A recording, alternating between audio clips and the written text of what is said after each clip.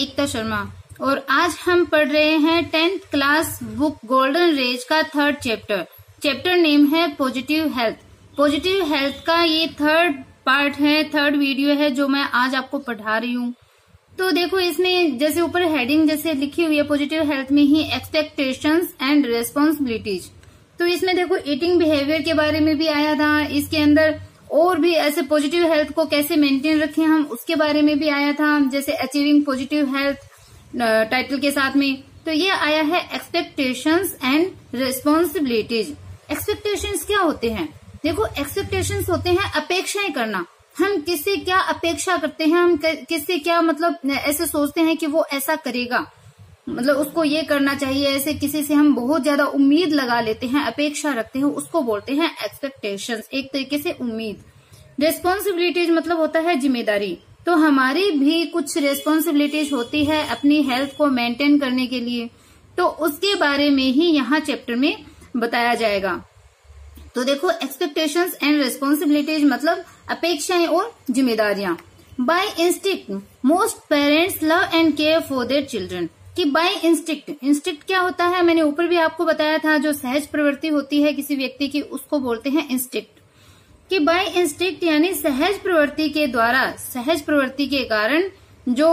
Most parents मतलब बहुत से जो पेरेंट्स होते हैं, माता पिता होते हैं, वो love and care for their children, वो अपने बच्चों की क्या करते हैं, लव करते हैं अपने बच्चों से और अपने बच्चों की केयर करते हैं। किस प्रकार से करते हैं? इंस्टिक्ट के द्वारा, मतलब उनकी सहज प्रवृत्ति होती है। तो हर पेरेंट्स में ये चीज सहज ही होती है कि वो अपने बच्चों को लव करे, उनकी केयर करे, तो वो उस प्रकार से अपनी सहज प्रवृत्ति के द्वारा ये सब करते हैं। Yet very often the expectations and ambitions put too much pressure on the children। कि yet very often, yet फिर भी, very often मतलब अधिकतर क्या होता है, the expectations and ambitions, कि जो expectations होती है, जो अपेक्षाएं होती है, और जो ambitions क्या होता है, जो महत्वाकांक्षा होती है। तो अपेक्षा और जो महत्वाकांक्षा है put too much pressure on, वो क्या कर देती है, बहुत ज्यादा प्रेशर है उसको पुट ऑन कर देती है, उस पे लाद देती है, दबाव डालती है। किस पे? The children, on the children, कि बच्चों के ऊपर ये जो एक्सपेक्टेशंस है, एम्बिशंस है, वो बच्चों के ऊपर बहुत ज्यादा प्रेशर है वो डाल देती है, उन पे दबाव डाल देती है। When children cannot reach the level of their parents' ambitions, they can suffer from tremendous frustration and stress। तो देखो when children cannot reach the level of their parents' ambitions, कि जब चिल्ड्रन ने बच्चे cannot reach नहीं पहुंच सकते हैं the level, उस लेवल तक, उस स्तर तक, कौन सा स्तर? of their parents' ambition, कि अपने जो पेरेंट्स हैं, माता पिता की जो एम्बिशंस हैं, मतलब जो उनकी महत्वाकांक्षा है, उनके स्तर तक जब बच्चे नहीं पहुंच पाते हैं, तो क्या नहीं पहुंच पाते हैं, तब क्या होता है, they can suffer from tremendous frustration। तो वो tremendous यानी बहुत अधिक जो फ्रस्ट्रेशन है, जो कुंठा होती है, एंड स्ट्रेस क्या होता है, तनाव। तो वो बच्चे हैं वो बहुत अधिक या बहुत ज्यादा वो कुंठा से और जो स्ट्रेस है, तनाव है, उनसे वो सफर कर सकते हैं, उनसे वो तनावग्रस्त हो सकते हैं, वो कुंठा से ग्रस्त हो सकते हैं। जब बच्चे उस अपने पेरेंट्स की एम्बिशन के लेवल को नहीं प्राप्त कर पाते हैं, वहां तक नहीं पहुंच पाते हैं, तो वो अत्यधिक कुंठा और जो स्ट्रेस है, तनाव है, उससे वो पीड़ित हो जाते हैं, उनसे वो तनावग्रस्त है वो हो सकते हैं, उनसे पीड़ित वो हो सकते हैं। सफर होता है किसी चीज से पीड़ित होना, ग्रस्त हो जाना। This may lead to drug experimentation and other related behaviours as a way of avoiding the realities of the situation. कि दिस में लीड, और ये जो फ्रस्ट्रेशन है, स्ट्रेस है, इसके लिए दिस वर्ड आया कि ये जो फ्रस्ट्रेशन और ये जो तनाव है, स्ट्रेस है, लीड मतलब उनको लेके जाती है टू ड्रग एक्सपेरिमेंटेशन। कि जो ड्रग एक्सपेरिमेंटेशन है मतलब जो नशीले पदार्थ हैं उनका जो एक्सपेरिमेंट है, मतलब उनका सेवन है, नशीले पदार्थों के सेवन की ओर, and other related behaviours, other यानी दूसरे, रिलेटेड यानी उससे जुड़े हुए संबंधित जो बिहेवियर है, मतलब जो क्रियाकलाप है, जो व्यवहार है, as a way of avoiding the, avoid मतलब अवॉइड करना, उससे बचना, the realities of the situation, की इस सिचुएशन की ये जो फ्रस्ट्रेशन और ये जो स्ट्रेस है, तनाव है, तो इस स्थिति से मतलब जो लेवल को बच्चे प्राप्त नहीं कर पाते हैं और उससे वो टेंशन में हो जाते हैं, तो उस स्थिति की वास्तविकता से बचने के एक तरीके के रूप में, एक वे के रूप में वो बच्चे हैं वो नशीले पदार्थों के सेवन की ओर और दूसरे इससे संबंधित जो बिहेवियर है, व्यवहार है, उनकी ओर ये ले जा सकती है। मतलब जब बच्चे अपने माता पिता ऐसे सोचते हैं कि नहीं हमारे बच्चों के 10th में 90+ आने चाहिए, और अगर वो बच्चा 90+ नहीं लेके आ पाता है तो वो फ्रस्ट्रेशन और स्ट्रेस से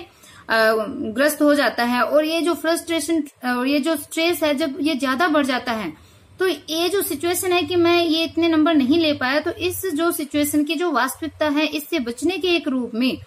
ये जो कुंठा है और ये जो तनाव है वो बच्चों को नशीले पदार्थों के सेवन की ओर और दूसरे इससे संबंधित जो व्यवहार है, मतलब इस टाइप के जो दूसरे व्यवहार है उनकी तरफ वो ले जा सकते हैं। तो बच्चों पे ज्यादा प्रेशर है, दबाव है, वो नहीं डालना चाहिए। From the beginning children should be allowed to develop in their own nature happy way within the control of parents' love, guidance and care and without too much pressure कि from the beginning यानी प्रारंभ से ही, आरंभ से ही children should be allowed कि children को allow करना चाहिए, चिल्ड्रन को अनुमति देनी चाहिए, बच्चों को अनुमति देनी चाहिए टू डेवलप विकसित होने के लिए इन देयर ओन नेचर कि अपने खुद के नेचर के अनुसार, अपने खुद का जो प्रकृति है उसके अनुसार। हैप्पी वे मतलब एकदम प्रसन्नतापूर्ण तरीके से। With in the control of parental love, with in the control यानी जो नियंत्रण होता है, और पेरेंटल लव, पेरेंटल यानी माता पिता का जो प्रेम है, गाइडेंस यानी जो निर्देशन है, केयर यानी देखभाल, और विदाउट टू मच प्रेशर और बिना ज्यादा दबाव के। तो देखो आरंभ से ही, बिगिनिंग से ही बच्चों को जो माता पिता के जो प्रेम है, निर्देशन है, देखभाल है, और बिना किसी ज्यादा प्रेशर के, दबाव के बच्चों को क्या करना चाहिए, एक नेचुरल वे मतलब एक प्राकृतिक तरीके से, एक स्वाभाविक तरीके से उनको विकसित होने की अनुमति है वो देनी चाहिए। आरंभ से ही बच्चों को क्या करना चाहिए, माता पिता का जो प्रेम है, निर्देशन है, केयर है, उनके ज्यादा नियंत्रण के बिना और बिना किसी ज्यादा प्रेशर के बच्चों को अपने खुद के जो प्राकृतिक या जो स्वाभाविक प्रसन्नता से भरा हुआ जो तरीका है उसके साथ विकसित होने की अनुमति है वो देनी चाहिए। मतलब बच्चों को अपने आप ही उस नेचर के अकॉर्डिंग उसको क्या करना है लाइफ में, उसे स्वाभाविक रूप से आगे बढ़ने देना चाहिए, उस पर प्रेशर नहीं डालना चाहिए। A change of some conventional parental attitude may help to prevent many causes of drug dependence and other adolescent problems कि a change of some conventional parental attitudes, a change यानी परिवर्तन किसमें, सम यानी कुछ, जो कन्वेंशनल क्या होता है कि कुछ जो समस्याएं होती है किस प्रकार की।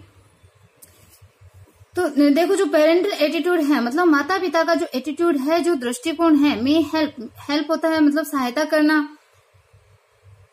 टू प्रिवेंट होता है रोकना, many causes of drug dependence, many causes मतलब बहुत से कारण, ड्रग डिपेंडेंस क्या होता है, ड्रग के ऊपर जो नशीले पदार्थ हैं उनके ऊपर निर्भर रहना, and other adolescent problem, adolescent होता है किशोरावस्था की जो प्रॉब्लम है, समस्याएं हैं। तो देखो इसमें बताया है कि a change of some conventional parental attitude कि एक परिवर्तन, कुछ जो कन्वेंशनल पेरेंटल एटीट्यूड है यानी जो परंपरा से, प्राचीन काल से पीछे से जो चले आ रहे हैं माता पिता के जो एटीट्यूड है, दृष्टिकोण है, उसमें परिवर्तन।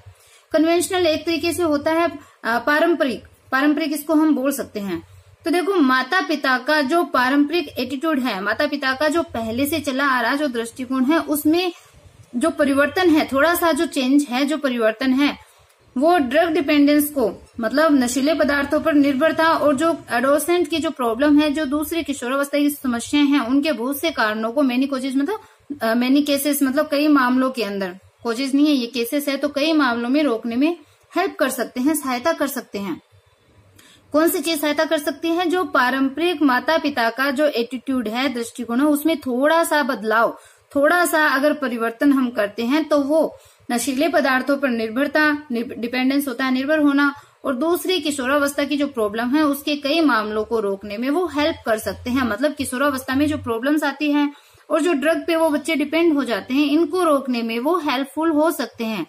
क्योंकि हम बच्चे पे प्रेशर नहीं डालेंगे तो वो ड्रग के ऊपर डिपेंड नहीं रहेंगे।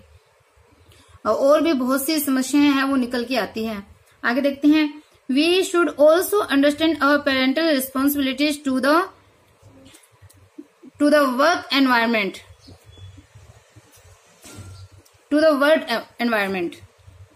कि वी शुड ऑल्सो अंडरस्टैंड कि हमें अंडरस्टैंड करना चाहिए, हमें समझना चाहिए अवर पेरेंटल रिस्पॉन्सिबिलिटीज कि हमारी जो पेरेंटल रेस्पॉन्सिबिलिटीज हैं, हमारी जो अभिभावक के रूप में जो जिम्मेदारी है टू द वर्ल्ड एनवायरमेंट, कि इस संसार के, इस विश्व के जो एनवायरमेंट है, पर्यावरण है, इस विश्व के पर्यावरण के प्रति हमारी जो अभिभावक के रूप में जिम्मेदारी है उसको हमें समझना चाहिए। Remember that the living space of this world is limited and we must have enough space for our future generation to live happily. कि रिमेम्बर दैट, ये याद रखिए, हमें बोल रहे हैं, जो पेरेंट्स हैं उनको बोल रहे हैं, या फिर जो रीडर्स हैं उनको भी बोल सकते हैं कि रिमेम्बर, याद रखिए, दैट कि the living space of this world, कि इस वर्ल्ड में, इस संसार में जो लिविंग स्पेस है, मतलब जो रहने का जो स्थान है, रहने लायक जो जगह है, इज लिमिटेड, वो लिमिटेड है, सीमित है। मतलब रहने लायक जितना जो अर्थ है, पृथ्वी है, जो रहने के लायक है, मतलब जो जमीन है, लैंड एरिया है, वो बहुत ही कम है, लिमिटेड है। And we must have enough space, और हमें एक पर्याप्त जो स्पेस है, स्थान है, वो रखना होगा फॉर अवर फ्यूचर जनरेशन, हमारी जो फ्यूचर जनरेशन है, जो भावी पीढ़ियां हैं, टू लिव हैप्पीली, उनको हैप्पीली रहने योग्य, हैप्पीली रहने के लिए, उनको प्रसन्नता पूर्वक रहने देने के लिए। तो देखो, याद रखिए कि इस वर्ल्ड में, संसार में रहने योग्य स्थान है वो लिमिटेड है, सीमित है, और हमारी फ्यूचर जनरेशन को, भावी पीढ़ियों को प्रसन्नता पूर्वक रहने के लिए पर्याप्त स्थान है वो हमें रखना होगा, हमें उनके लिए स्थान छोड़ना होगा। To achieve that aim we must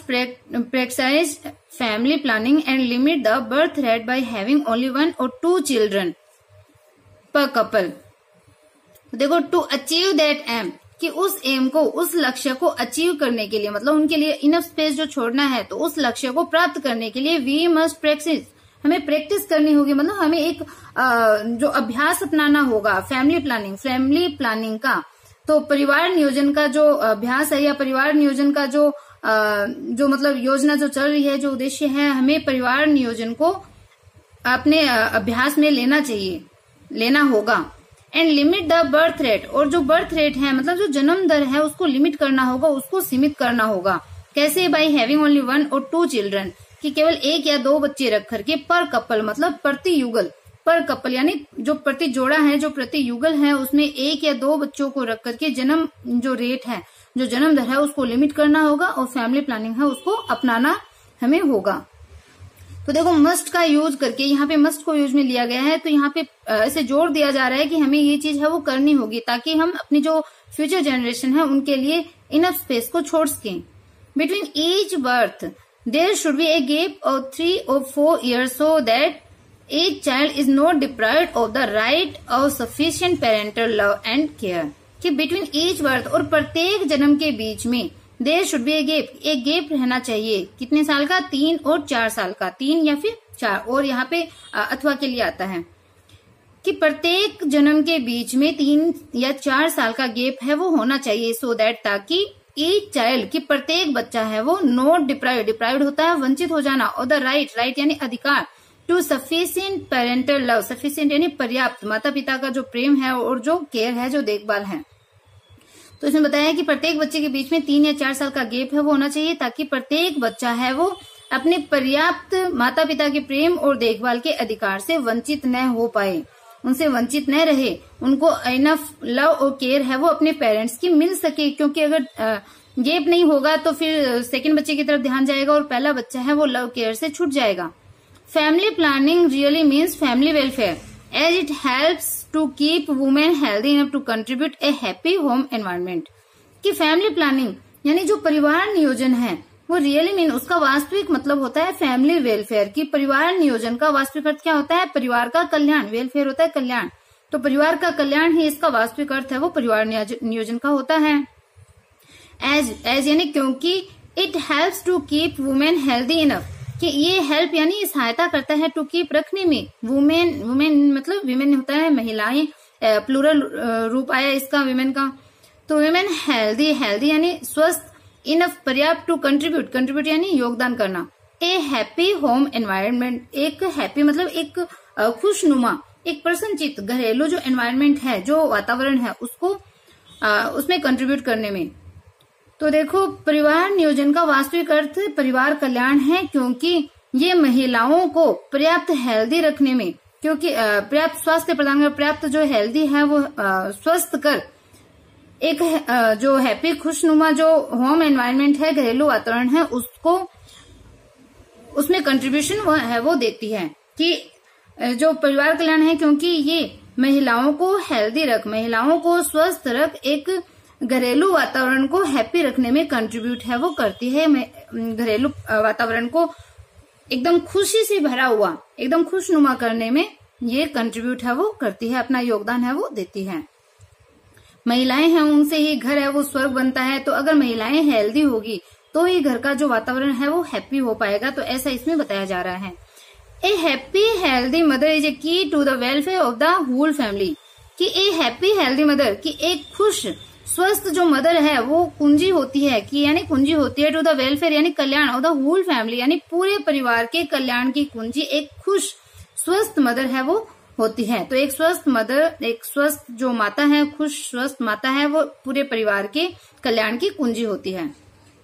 तो इसलिए जो महिलाएं हैं घर की, उनको हैप्पी रखना चाहिए, उनको हेल्दी रखना चाहिए। The mind is most important in the maintenance of positive health, कि द माइंड, कि जो माइंड है, जो मस्तिष्क है या फिर जो मन है, वो क्या होता है, इज मोस्ट इम्पोर्टेंट, ये ज्यादा इम्पोर्टेंट होता है, सर्वाधिक महत्वपूर्ण होता है in the maintenance of positive health, कि पॉजिटिव हेल्थ के मेंटेनेंस में, पॉजिटिव हेल्थ को बनाए रखने में जो मन है वो सर्वाधिक इम्पोर्टेंट होता है, महत्वपूर्ण होता है। To develop healthy mind it is important to learn to relax properly and to develop ways to deal with day to day stress, कि टू डेवलप हेल्दी माइंड, कि हेल्दी माइंड को डेवलप करने के लिए, एक स्वस्थ मन को डेवलप करने के लिए, विकसित करने के लिए, इट इज इम्पोर्टेंट, ये महत्वपूर्ण है, टू लर्न, किसी के, टू रिलैक्स प्रॉपरली, कि एकदम उचित तरीके से रिलैक्स होना, मतलब एकदम उचित तरीके से राहत से भरा हुआ रहना सीखना है वो ज्यादा महत्वपूर्ण होता है। किस प्रकार से, अगर हमें हेल्दी माइंड को विकसित करना है, अगर हमें स्वस्थ मन का विकास करना है, तो यह इम्पोर्टेंट है कि हम उचित तरीके से अपने आप को रिलैक्स करना सीखें, अपने आप को राहत से भरा हुआ सीखें, तनाव से मुक्त रहना सीखें। एंड टू डेवलप वेज, और ऐसे जो वेज हैं, जो तरीके, उनको डेवलप करना सीखे। टू डील विद, जो कि डील कर सके, निपटा सके। डे टू डे स्ट्रेस, कि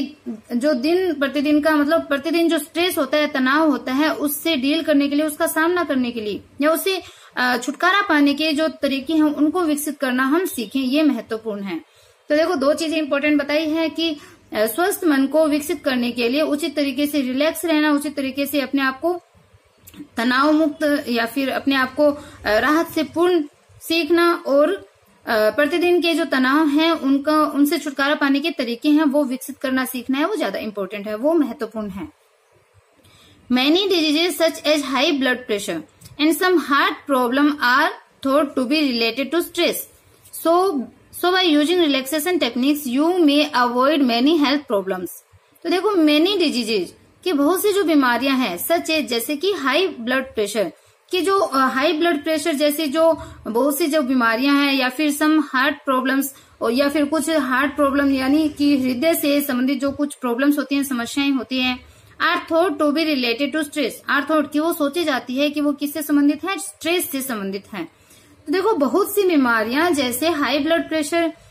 और कुछ हृदय से संबंधित समस्याएं हैं, वो स्ट्रेस से रिलेटेड, तनाव से संबंधित समझी जाती है, सोची जाती है।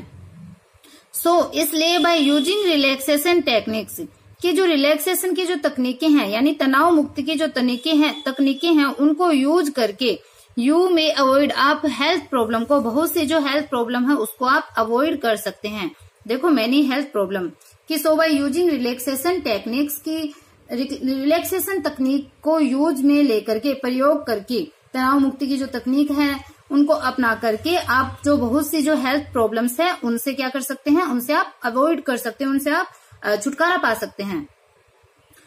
However even when we enjoy good health diseases may occur, कि हाउएवर, तथापि,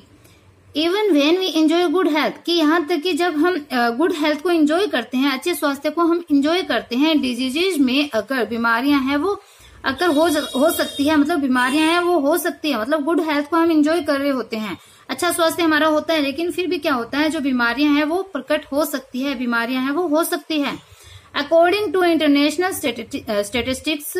each person is at risk of becoming sick और injured about twice a year on average. तो देखो अकॉर्डिंग टू इंटरनेशनल स्टेटिस्टिक्स, कि अंतरराष्ट्रीय जो स्टेटिस्टिक्स है, जो आंकड़े हैं, अंतरराष्ट्रीय आंकड़ों के अनुसार ईच पर्सन, की जो ईच पर्सन मतलब प्रत्येक व्यक्ति है, इज एट रिस्क, कि उसमें रिस्क होता है, संभावना होती है और बिकमिंग सिक, बीमार होने की, या फिर इंजर्ड यानी चोटिल होने की, अबाउट ट्वाइस, लगभग 2 बार, ए ईयर, एक साल में, ऑन एवरेज, कि औसतन एक साल में 2 बार है वो प्रत्येक व्यक्ति के बीमार होने की या फिर इंजर्ड यानी चोटिल होने की जो संभावना है, आशंका है, वो रहती है। रिस्क रहता है कि एक व्यक्ति साल में 2 बार औसतन बीमार भी हो सकता है और उसको चोट लग सकती है। ये आंकड़े बताते हैं, क्योंकि ये नॉर्मल चीज है, स्वाभाविक चीज है। हम कुछ भी करते हैं, हम जुकाम बुखार हो जाती है, ज्यादा ठंड हो तो अगर थोड़ा सा भी हम लापरवाह हो जाए, चोट भी लग सकती है। तो it is important to deal with any sickness और injury in a realistic and intelligent way without panic. तो इट इज इम्पोर्टेंट, कि यह महत्वपूर्ण है, मतलब बीमार हो सकता है, लेकिन महत्वपूर्ण क्या है? महत्वपूर्ण ये है कि टू डील विद मतलब हम सामना करें, छुटकारा पाएं, उससे उसको दूर करें, एनी सिकनेस किसी भी बीमारी को, या फिर इंजरी यानी कोई चोट जब होती है उसको बोलते हैं, इन ए रियलिस्टिक यानी वास्तविक, एंड इंटेलिजेंट वे, इंटेलिजेंट बुद्धिमत्ता से पूर्ण वे यानी तरीका, विदाउट पैनिक होता है घबराना। कि महत्वपूर्ण ये है कि बिना घबराए बिना वास्तविक और बुद्धिमत्ता से पूर्ण तरीकों के द्वारा किसी भी बीमारी को और इंजरी से हम निपटे, उसका हम सामना करें, ये महत्वपूर्ण है। मतलब कोई बीमारी अगर हो जाए, चोट अगर लग जाए तो पैनिक नहीं होना है, घबराना नहीं है, वास्तविक और बुद्धिमत्तापूर्ण तरीके से उस बीमारी और जो इंजरी है, या तो बीमारी है या इंजरी है, उससे हम डील करें, उससे हम निपटें। Knowledge of the body should help you to manage an emergency situation before contacting a doctor for proper medical management when necessary. कि नॉलेज ऑफ द बॉडी, कि बॉडी की जानकारी, नॉलेज मतलब जानकारी, तो बॉडी की जो जानकारी है, शरीर का जो हमारी शरीर से संबंधित जो हमारा ज्ञान है, शुड हेल्प, वो हेल्प करेगा यू तुम्हारी, टू मैनेज यानी बनाए रखने में, एन इमरजेंसी सिचुएशन, कि एक इमरजेंसी सिचुएशन में मतलब एक आपातकालीन परिस्थिति के अंदर, बिफोर यानी पहले, कॉन्टेक्टिंग यानी संपर्क करना ए डॉक्टर से, फॉर प्रॉपर मेडिकल मैनेजमेंट, एक उचित मेडिकल मैनेजमेंट यानी चिकित्सीय जो व्यवस्था है उसके लिए, व्हेन नेसेसरी मतलब जब आवश्यक हो। तो जब आवश्यक हो या आवश्यक होने पर उचित जो चिकित्सीय जो मैनेजमेंट है, व्यवस्था है, उसके लिए डॉक्टर से संपर्क करने से पहले आपातकालीन स्थिति में अपनी बॉडी के प्रति जो ज्ञान है, अपनी शरीर के संबंधित जो हमारा ज्ञान है, वो तुम्हारी हेल्प करेगा। मतलब क्या बताया, कोई इमरजेंसी सिचुएशन आ जाए, जब कभी आवश्यक हो, जब हमें मेडिकल मैनेजमेंट के लिए डॉक्टर से कांटेक्ट करना हो, उससे पहले एक आपातकालीन स्थिति में शरीर से संबंधित जो हमारा ज्ञान है, शरीर से संबंधित जो ज्ञान है, वो तुम्हारी हेल्प करेगा उसको उस इमरजेंसी सिचुएशन से थोड़ा बहुत उसे डील करने में हमारी हेल्प है। वो क्या करेगा, बॉडी से रिलेटेड जो हमारा ज्ञान है, कि अगर ऐसा कुछ हो जाए तो ये हमें ऐसा करना चाहिए, मतलब अगर किसी के ब्लड निकल रहा है तो बर्फ लगानी चाहिए, या फिर कुछ इस टाइप की मेडिकेशन और ड्रग्स सच एज एंटीबायोटिक्स और strong pain killers need to be monitored by a doctor और other qualified person in the health profession. तो देखो क्या बताया है कि एनी मेडिकेशंस, की कोई भी मेडिकेशन यानी कोई भी दवा या फिर ड्रग्स भी ये जो नशीले पदार्थ हैं, सच एज किस प्रकार के, देखो नशीले पदार्थ में ये नहीं आता कि ड्रग्स मतलब जो हम टीवी में देखते हैं, जैसे हम सुनते हैं, वो ही होते हैं। ड्रग्स है वो एक तरीके से एंटीबायोटिक्स भी होते हैं, पेन किलर भी होते हैं, ये भी एक ड्रग के रूप में ही काम करते हैं। इनमें भी नशीले पदार्थ ही आते हैं जो हमारे दर्द को कुछ हद तक कम करते हैं। तो इसमें बताया है कि एनी मेडिकेशंस, कि कोई भी औषधि, कोई भी दवा या फिर कोई भी ड्रग, कोई भी नशीला पदार्थ, सच एज जैसे कि एंटीबायोटिक्स जो होते हैं, प्रतिजैविक जो होते हैं, या फिर स्ट्रॉन्ग पेन किलर्स, या फिर जो तीव्र जो दर्दनाशक जो दवाएं होती हैं, नीड टू बी मॉनिटर्ड होता है, मतलब जांच करवा लेना, दिशा निर्देश देना भाई एक डॉक्टर के द्वारा, या फिर अदर क्वालिफाइड पर्सन, किसी दूसरे क्वालिफाइड मतलब योग्य व्यक्ति के द्वारा, इन the health profession. Health profession होता है अपना जो स्वास्थ्य से संबंधित जो प्रोफेशन है, व्यवसाय है। तो देखो एक चिकित्सक के द्वारा, कि कोई भी औषधि या नशीले पदार्थ जैसे कि प्रतिजैविक या फिर तीव्र पेन किलर जो होते हैं, दर्दनाशक होते हैं, उनका प्रयोग करने से पहले एक डॉक्टर के द्वारा या दूसरे स्वास्थ्य व्यवसाय से संबंधित किसी योग्य व्यक्ति के द्वारा मॉनिटर्ड होना, उससे जांच करवा लेना है, वो आवश्यक होता है।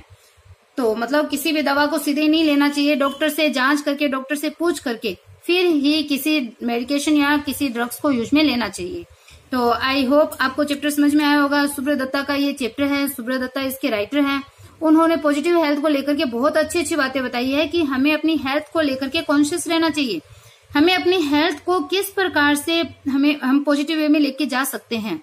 हमें जो ये दवाई वगैरह है, डॉक्टर्स हैं, उनसे किस हद तक हम कैसे हम उससे दूर रह सकते हैं, ये सारी चीजें इन्होंने बहुत अच्छे से इसमें बताई है। आई होप आपको चैप्टर क्लियर हुआ होगा, आपको चैप्टर समझ में आया होगा। अगर समझ में आ रहा है, चैनल पसंद आ रहा है, देन चैनल को लाइक सब्सक्राइब करना बिल्कुल भी ना भूले। Okay, bye, have a nice day.